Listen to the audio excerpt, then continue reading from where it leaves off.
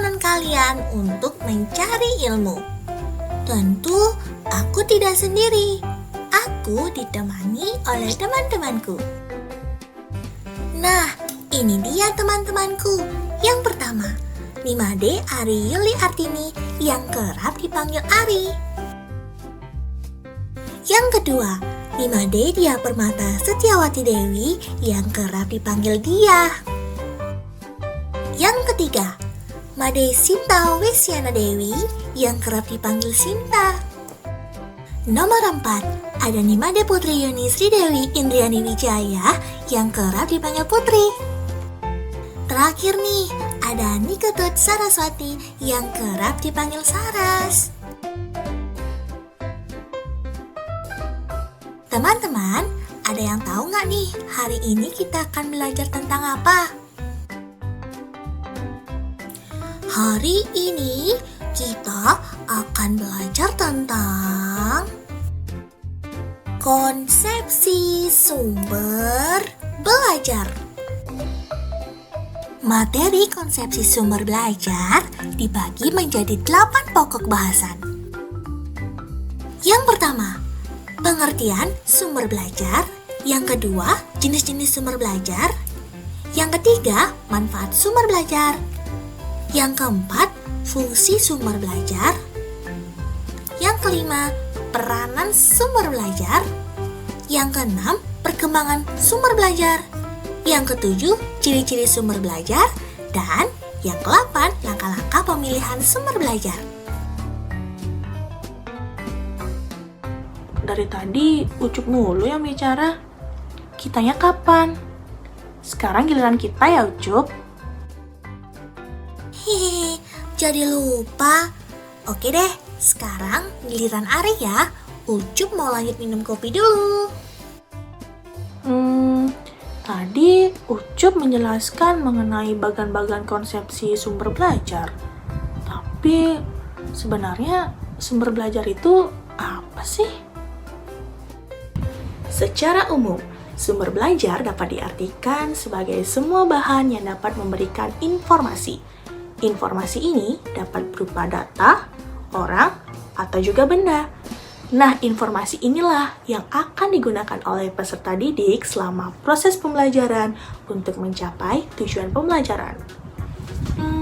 Namun, alangkah baiknya, yuk kita merangkum pengertian sumber belajar dari beberapa para ahli. Yang pertama, ada dari Ed Jerdel tahun 1969. Beliau mengungkapkan bahwa sumber belajar dapat diartikan sebagai segala sesuatu yang dapat memfasilitasi belajar seseorang. Lalu yang kedua, ada dari Association for Education and Communication Technology tahun 1977. Mereka mengungkapkan bahwa sumber belajar merupakan semua sumber, baik data, orang, atau wujud tertentu yang dapat digunakan oleh siswa dalam belajar, sehingga mempermudah siswa dalam mencapai tujuan pembelajaran.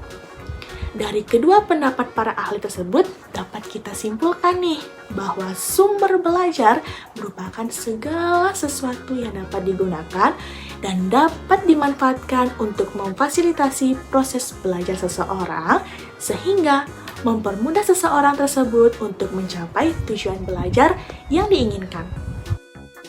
Oke, itu dia dari Ari. Kalau sekarang, giliran Saras ya. Nah, tadi sudah dijelaskan pengertian dari sumber belajar. Nah, selanjutnya yaitu ada jenis-jenis sumber belajar. Nah, apa saja sih yang termasuk sumber belajar? Menurut para ahli, AECT atau Association for Education and Communication Technology, sumber belajar dibagi menjadi 6. Yang pertama yaitu ada pesan. Nah, pesan adalah informasi yang harus disalurkan oleh komponen lain dalam bentuk ide, fakta, pengertian, ataupun data. Contoh dari pesan yaitu bahan-bahan pelajaran, cerita rakyat, dongeng, nasihat. Kemudian yang kedua yaitu ada manusia. Nah, manusia dalam hal ini berperan sebagai pencari, penyimpan, pengolah, dan penyaji pesan. Contoh dari manusia yaitu guru, dosen, tutor, siswa, pemain, pembicara, instruktur, penatar. Kemudian yang ketiga yaitu ada bahan dan program. Nah, bahan dan program merupakan suatu format yang biasanya digunakan sebagai program pendukung dalam penyimpanan pesan-pesan pembelajaran. Nah, seperti buku paket, teks handbook, modul, program video, audio, film, slide, alat peraga, dan sebagainya. Kemudian yang keempat yaitu ada alat. Alat atau device adalah suatu perangkat yang digunakan untuk menyampaikan pesan yang tersimpan dalam bahan. Contohnya yaitu ada komputer, proyektor, radio, papan tulis. Kemudian yang kelima ada metode atau bisa disebut dengan metode. Nah, metode ialah langkah-langkah yang digunakan dalam pembelajaran, cara penyampaian materi pembelajaran kepada pembelajar atau siswa untuk mencapai tujuan pembelajaran yang diharapkan. Nah, contohnya yaitu ada demonstrasi, diskusi, permainan, ceramah, tanya jawab. Kemudian yang keenam yaitu ada latar atau setting. Nah, latar lingkungan adalah situasi dalam suatu proses belajar mengajar. Contohnya yaitu ada pengaturan ruang, pencahayaan, ruang kelas, perpustakaan, laboratorium, tempat workshop, halaman sekolah. Nah, lingkungan alam sekitar yang dijadikan tempat pembelajaran dan sebagainya. Nah, selanjutnya yaitu ada jenis-jenis sumber belajar menurut Rohani. Nah, menurut Rohani itu ada 5 jenis sumber belajar. Yang pertama yaitu ada cetak. Cetak itu berupa buku, koran, kamus, poster, denah. Yang kedua yaitu non-cetak. Non-cetak itu yaitu film, objek, transparansi. Kemudian yang ketiga yaitu ada fasilitas. Fasilitas itu berupa perpustakaan, ruang belajar, meja belajar, lapangan. Kemudian yang keempat ada kegiatan. Nah, kegiatan itu berupa kerja kelompok, observasi, simulasi, permainan, wawancara. Kemudian yang kelima yaitu ada lingkungan sekitar. Nah, lingkungan sekitar itu seperti taman, museum, pabrik, pasar. Adapun jenis-jenis sumber belajar secara umum. Nah, jenis-jenis sumber belajar itu dibagi menjadi 3. Yang pertama yaitu ada sumber belajar berbasis teknologi. Nah, sumber belajar berbasis teknologi itu sumber belajar yang penggunaannya memakai teknologi. Nah, contohnya yaitu jurnal online, elektronik, e-modul, komputer, radio. Kemudian yang kedua yaitu ada sumber belajar berbasis organisasi. Nah, sumber belajar berbasis organisasi ini sumber belajar yang ada di dalam sebuah organisasi seperti belajar organisasi kemahasiswaan. Kemudian yang ketiga yaitu ada sumber belajar berbasis masyarakat. Nah, sumber belajar berbasis masyarakat ini sumber belajar yang dibuat oleh swadaya masyarakat seperti Sanggar Tari. Berikutnya akan dilanjutkan oleh Sinta. Apa sih manfaat dari sumber belajar ini? Nah, sumber belajar memiliki manfaat penting dalam proses pembelajaran.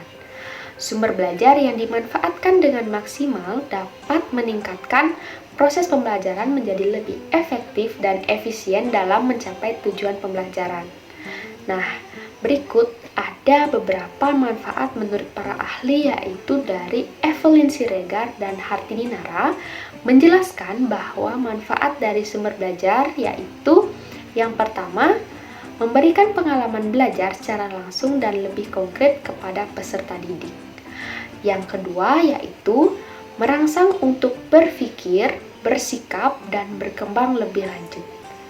Yang ketiga yaitu meningkatkan produktivitas pembelajaran dengan mempercepat laju belajar dan membantu guru untuk mempersiapkan materi pembelajaran.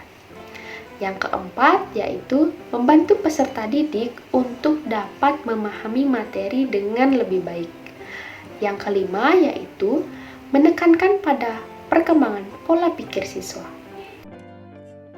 Nah, sumber belajar memiliki fungsi penting dalam proses pembelajaran. Nah, berikut ada nih beberapa fungsi belajar menurut para ahli. Yang pertama yaitu meningkatkan produktivitas pembelajaran dengan mempercepat laju belajar dan membantu guru untuk menggunakan waktu secara lebih baik.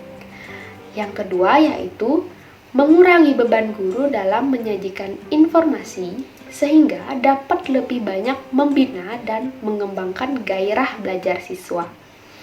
Yang ketiga yaitu memberikan kesempatan bagi siswa untuk dapat lebih berkembang sesuai dengan kemampuannya. Yang keempat, memberikan kesempatan untuk mendapat pengetahuan yang baik dan memperkaya anak dengan menggunakan berbagai sumber. Yang kelima yaitu meningkatkan kualitas pembelajaran. Maju Putri, sekarang giliranmu. Baik, selanjutnya kita akan masuk ke materi peranan sumber belajar. Nah, sumber belajar memiliki peranan penting dalam proses pembelajaran. Adapun peranan tersebut yaitu sebagai berikut. Yang pertama, ada peranan sumber belajar dalam pembelajaran individual. Nah, dalam pembelajaran individual, peserta didik merupakan titik beratnya, sedangkan guru berperan sebagai penunjang. Nah, dalam pembelajaran individual terdapat 3 pendekatan yang berbeda, yaitu yang pertama ada frontline teaching method. Dalam pendekatan ini, guru berperan menunjukkan sumber belajar yang perlu dipelajari. Yang kedua ada Keller Plan, yaitu pendekatan yang menggunakan teknik personalized system of instructional yang ditunjang dengan berbagai sumber bentuk audiovisual yang didesain khusus untuk belajar individual. Dan yang ketiga ada metode proyek, di mana peranan guru cenderung sebagai penasehat dibanding pendidik, sehingga peserta didiklah yang bertanggung jawab dalam memilih, merancang, dan melaksanakan berbagai kegiatan belajar. Selanjutnya yang kedua yaitu peranan sumber belajar dalam belajar klasikal. Pola komunikasi dalam belajar klasikal yang dipergunakan adalah komunikasi langsung antara guru dengan peserta didik. Adapun contohnya yaitu siswa belajar mengenai gaya, maka guru mempraktikkan atau menjelaskan materi tersebut secara langsung di depan kelas. Nah, maka dari itu hasil belajar ditentukan dari kualitas guru karena guru merupakan sumber belajar utama. Dan yang ketiga ada peranan sumber belajar dalam belajar kelompok. Pada sumber belajar ini, pembelajaran lebih menekankan pada pembelajaran bersama kelompok. Adapun contohnya yaitu peserta didik belajar mengenai keragaman budaya dan sosial. Maka dari materi tersebutlah peserta didik dapat melakukan diskusi dengan teman sekelompoknya. Nah, selanjutnya kita akan membahas mengenai perkembangan sumber belajar. Nah, sumber belajar terus mengalami perkembangan di mana yang semula hanya berada di keluarga atau kelompok, saat ini sudah tersedia sangat luas di lingkungan dengan berbasis teknologi. Berikut ini diuraikan beberapa perkembangan dari sumber belajar, yaitu yang pertama sumber belajar keluarga atau kelompok atau dapat disebut dengan praguru. Nah, sumber belajar utama pada tahap ini adalah orang dalam lingkungan keluarga atau kelompok. Nah, pada tahap ini adapun benda-benda yang digunakan sebagai sumber belajar yaitu terdapat di lingkungan sekitar, seperti contohnya dengan menggunakan daun-daun, batu-batu, dan kulit pohon. Nah, pengetahuan yang diperoleh dalam tahap ini lebih banyak didapat dari hasil coba-coba. Selanjutnya yang kedua yaitu sumber belajar guru. Nah, pada tahap ini proses belajar tidak lagi ditangani oleh keluarga, melainkan sudah diserahkan kepada orang yang menangani secara khusus mengenai pendidikan, yaitu guru. Nah, guru dibantu dengan sumber belajar penunjang yang bentuknya masih sangat sederhana dan jumlahnya juga sangat terbatas. Yang ketiga yaitu sumber belajar cetak. Nah, dengan adanya perkembangan industri yang pesat, pada akhirnya dapat memproduksi peralatan dan bahan dalam jumlah yang besar. Nah, dengan ditemukannya alat cetak, maka dari itu lahirlah sumber belajar baru berbentuk cetak lainnya yang belum pernah ada sebelumnya. Nah, adapun contohnya yaitu seperti buku, majalah, komik, dan lain sebagainya. Yang keempat yaitu sumber belajar berasal dari teknologi komunikasi. Nah, adanya perkembangan teknologi memberikan efek besar terhadap sistem pendidikan secara keseluruhan. Nah, setelah adanya istilah teknologi dalam pendidikan, timbullah perubahan menjadi ilmu baru yang disebut dengan teknologi pendidikan dan teknologi instruksional. Nah, pengertian dari teknologi dalam pendidikan populer dengan istilah audiovisual, yakni pemanfaatan bahan-bahan audiovisual dan berbentuk kombinasi lainnya dalam sistem pendidikan. Nah, adapun contoh dari sumber belajar pada tahap ini yaitu berupa televisi dan radio. Las banget nih. Sekarang giliran dia. Semangat! Di sini saya akan mengemukakan bagaimana ciri-ciri sumber belajar menurut Sujana pada tahun 2008. Nah, yang pertama, sumber belajar dikatakan mempunyai daya atau kekuatan yang dimana dapat memberikan sesuatu yang kita perlukan dalam proses pembelajaran. Nah, jadi walaupun daya tersebut tidak memberikan sesuatu yang kita inginkan sesuai dengan tujuan pengajaran tersebut, maka sesuatu atau daya tidak dapat dikatakan sebagai sumber belajar. Yang kedua, sumber belajar dapat merubah tingkah laku yang lebih sempurna sesuai dengan tujuan pembelajaran. Nah, apabila sumber belajar tersebut malah membuat seseorang berbuat yang negatif, maka sumber belajar tersebut tidak dapat dikatakan sebagai sumber belajar. Nah, contohnya itu ketika kita menonton film, di mana film tersebut mengandung pesan yang negatif terhadap diri kita sendiri, maka film tersebut dikatakan tidak sebagai sumber belajar. Lalu yang ketiga, sumber belajar dapat digunakan secara sendiri-sendiri atau terpisah, tetapi tidak dapat digunakan secara kombinasi atau gabungan.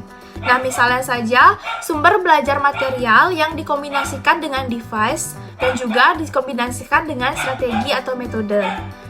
Tetapi sumber belajar modul dapat berdiri sendiri.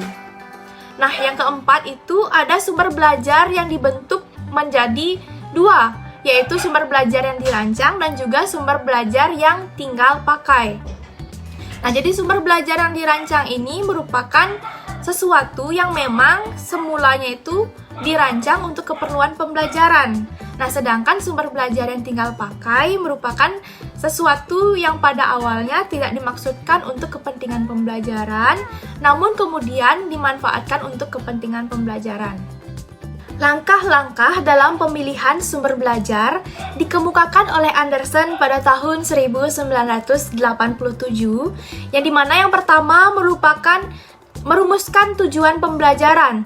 Nah, jadi sebelum kita memilih suatu sumber belajar yang tepat, kita harus mengetahui atau kita harus merancang bagaimana tujuan pembelajaran dalam proses pembelajaran tersebut yang akan dicapai menggunakan sumber belajar yang jelas. Lalu yang kedua, kita dapat menentukan isi pesan yang diperlukan untuk mencapai tujuan pembelajaran tersebut. Nah, yang ketiga, kita dapat mencari bahan pembelajaran yang memuat isi pesan. Dan yang keempat, kita dapat menentukan apakah dalam menggunakan sumber belajar tersebut kita memerlukan langkah-langkah atau memerlukan ilmu pengetahuan dari pakar lain seperti dari tokoh masyarakat, tokoh agama, pustakawan, atau bahkan guru atau dosen yang pernah atau berpengalaman dalam penggunaan sumber belajar tersebut. Yang kelima, kita dapat menentukan apakah kita perlu menggunakan suatu peralatan yang khusus untuk mentransmisikan isi pesan, yang dimana mentransmisikan ini merupakan mentransfer sebuah pesan atau informasi menggunakan alat elektronik, yang mungkin jika kita sudah merekam dalam jejak digital, maka akan mempermudah dalam proses mengaksesnya. Lalu yang keenam, memilih peralatan yang sesuai dengan kebutuhan untuk mentransmisikan isi pesan. Yang ketujuh, menentukan teknik penyajian pesan. Nah, jadi di dalam menyampaikan pesan-pesan tersebut, terdapat beberapa teknik-teknik yang harus diperhatikan. Yang kedelapan, dapat menentukan latar atau setting tempat di mana yang akan berlangsungnya kegiatan kita dalam penggunaan sumber belajar. Yang kesembilan, menggunakan sumber belajar yang telah dipilih dan atau ditentukan dengan efektif dan juga secara efisien. Dan yang terakhir, tidak lupa kita untuk mengadakan penilaian terhadap sumber belajar. Apakah sumber belajar yang kita pilih selama ini sudah sesuai dengan tujuan pembelajaran atau belum? Nah, dari penjelasan teman-teman Ucup tadi, dapat kita simpulkan bahwa sumber belajar merupakan segala sesuatu yang dapat digunakan untuk memfasilitasi proses belajar dan mempermudahnya dalam mencapai tujuan pembelajaran. Maka dari itu, seorang pendidik harus memahami jenis, manfaat, fungsi, peranan, perkembangan, serta langkah-langkah yang harus diperhatikan dalam memilih sumber belajar yang tepat. Ucup, ada satu quotes nih untuk hari ini. Murid yang dipersenjatai dengan informasi akan senantiasa memenangkan pertempuran.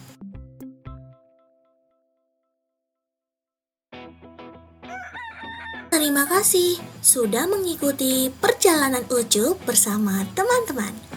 Ucup mohon maaf ya apabila terdapat kata-kata yang kurang berkenan di hati. Ucup pamit undur diri, sampai jumpa.